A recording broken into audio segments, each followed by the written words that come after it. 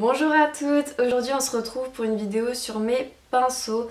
Voilà, c'est une vidéo que j'avais envie de faire, vous montrer quels sont les pinceaux que j'utilise au quotidien, ceux qui pour moi sont des indispensables, les marques que je préfère, les pinceaux petit budget qui à mes yeux valent le plus le coup.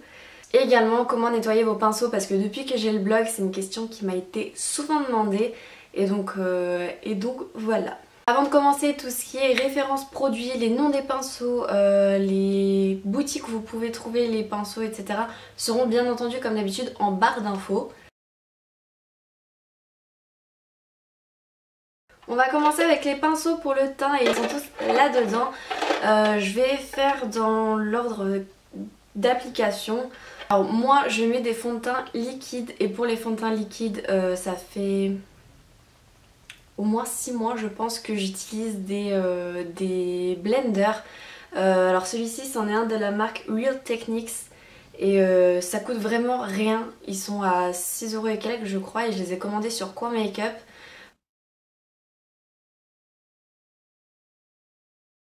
Contrairement au Beauty Blender original qui en fait est... ce côté-là est tout rond, il y a quand même la petite pointe en haut biseautée pour, voilà, pour accéder un peu mieux aux endroits style les arêtes du nez, les coins de la bouche ou utiliser pour l'anti-cerne. Celui-ci il a également une surface plane et ça c'est génial pour faire voilà, vraiment les grandes parties du visage, c'est-à-dire les joues, le front, etc. Donc ça c'est vraiment un gros plus. Le seul hic de ces blenders c'est qu'ils ne tiennent pas du tout la route, c'est-à-dire qu'au bout de, allez on va dire 2 mois, ils vont commencer à s'effriter parce qu'ils ne supportent pas bien le lavage.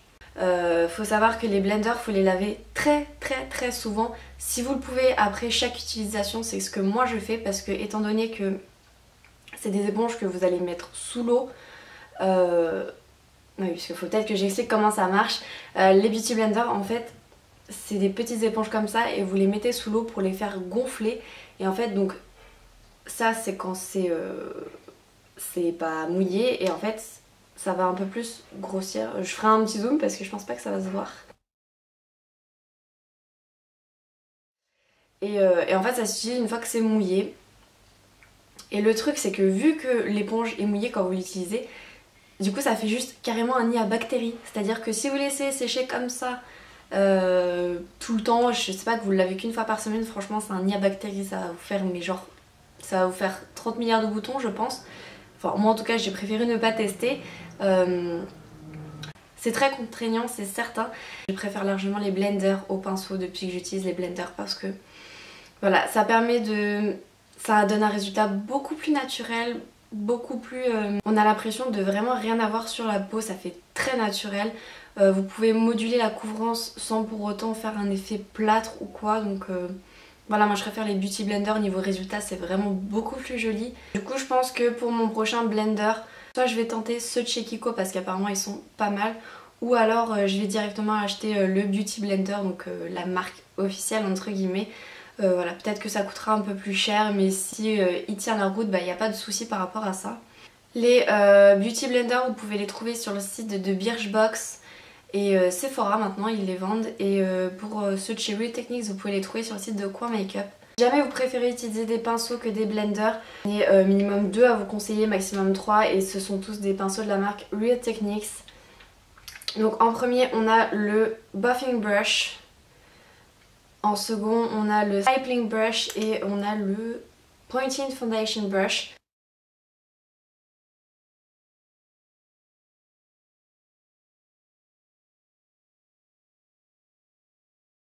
Ces deux-là sont très bien. Après ça dépend de votre feeling entre guillemets, j'ai envie de dire. Moi je préfère le Stippling Brush mais voilà ça dépend des personnes. Les deux sont pas hyper différents. Voilà ils font tous les deux très bien leur job. Et le Pointed Foundation Brush je voulais vous le montrer parce qu'en fait il est un peu en pointe et il est très fin donc il est nickel pour faire tout ce qui est coin de la bouche, arrêt du nez etc.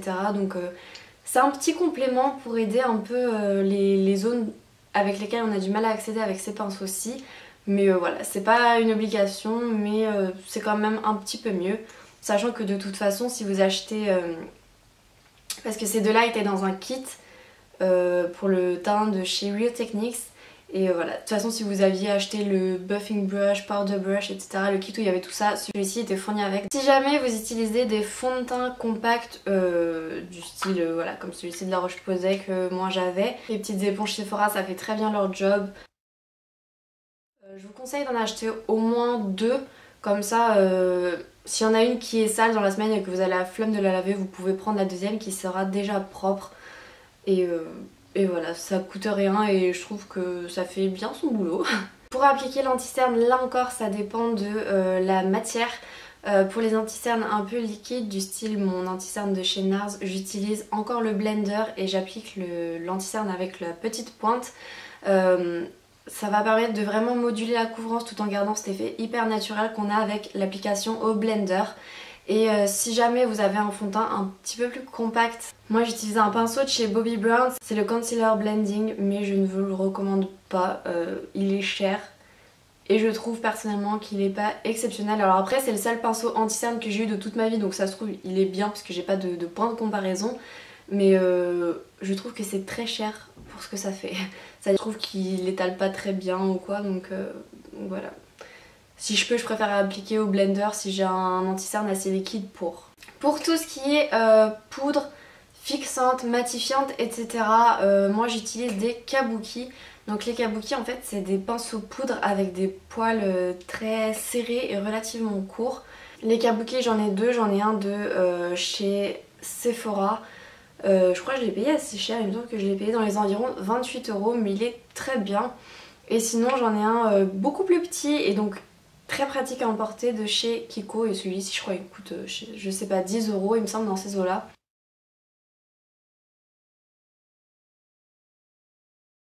Si jamais vous avez besoin de vous repoudrer le visage en journée, par exemple moi je le fais, j'emporte toujours ma poudre matifiante avec un kabuki avec moi. Je vous conseille d'acheter un second petit kabuki que vous pouvez laisser dans votre sac à main et dans un format petit, donc comme celui-ci. Les deux sont très bien, j'ai rien à redire. Voilà. Ensuite, si vous avez à appliquer une poudre mais de manière beaucoup plus diffuse, par exemple, je vais appliquer cette poudre de chez Guerlain, c'est les météorites, qui est une poudre correctrice et que je veux corriger mais vraiment en légèreté, je vais utiliser un gros pinceau poudre. Et donc dans ce cas là j'utilise le powder brush de chez Real Techniques et ce pinceau c'est juste une merveille.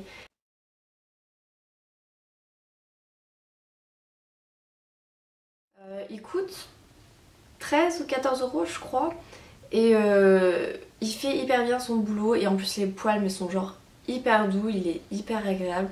D'ailleurs j'ai oublié de le dire, ce qui est génial avec les pinceaux Real Techniques c'est que ce sont des poils en taclon et que du coup ils sèchent mais genre à une vitesse de dingue. Genre c'est pas comme les pinceaux qui mettent je sais pas combien d'heures à sécher, ceux-ci ils sont très vite secs. Donc ça c'est un gros point positif. Pour le blush j'utilise quasi exclusivement des blushs poudre. Et donc pour les appliquer, là encore ça va être un pinceau de chez Real Techniques et c'est le Blush Brush.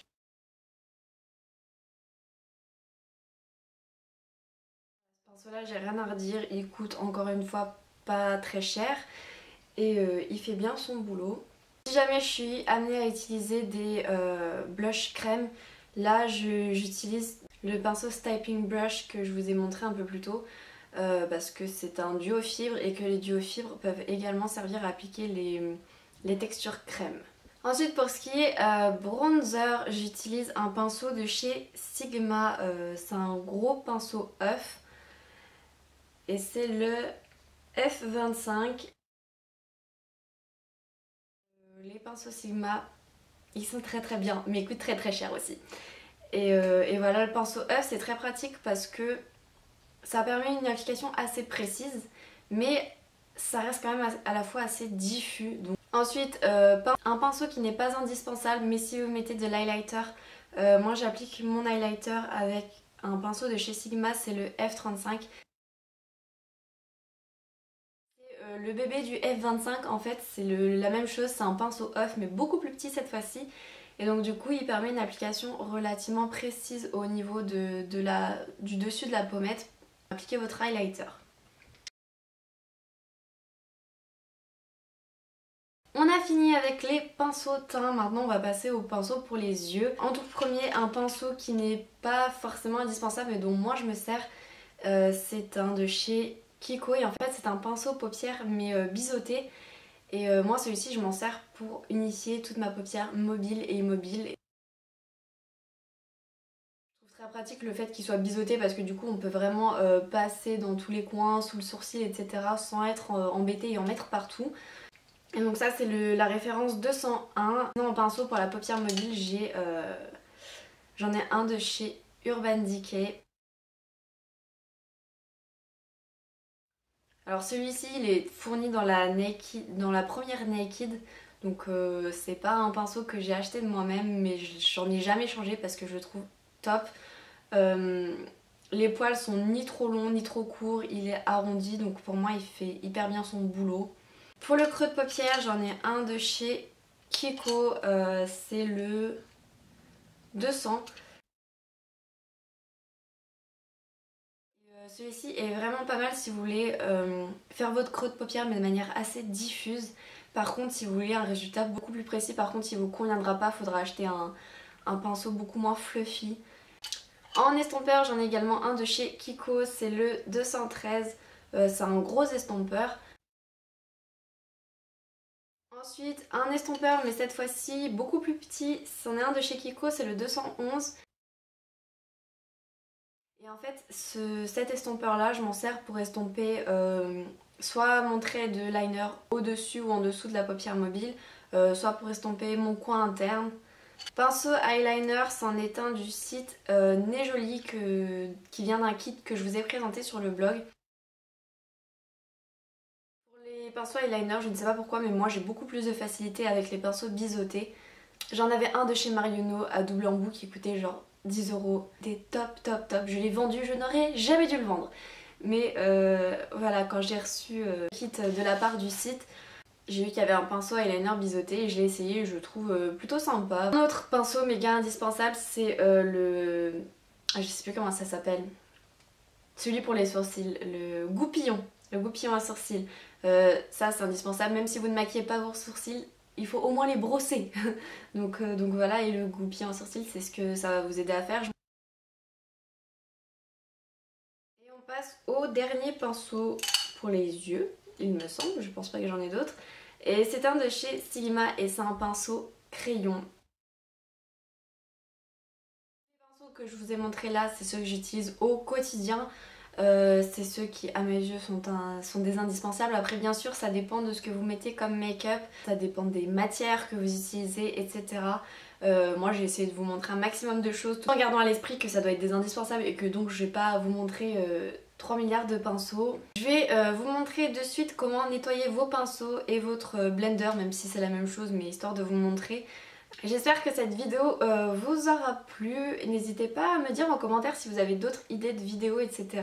Et voilà, je vous fais plein de bisous et j'ai hâte de vous retrouver pour une prochaine vidéo.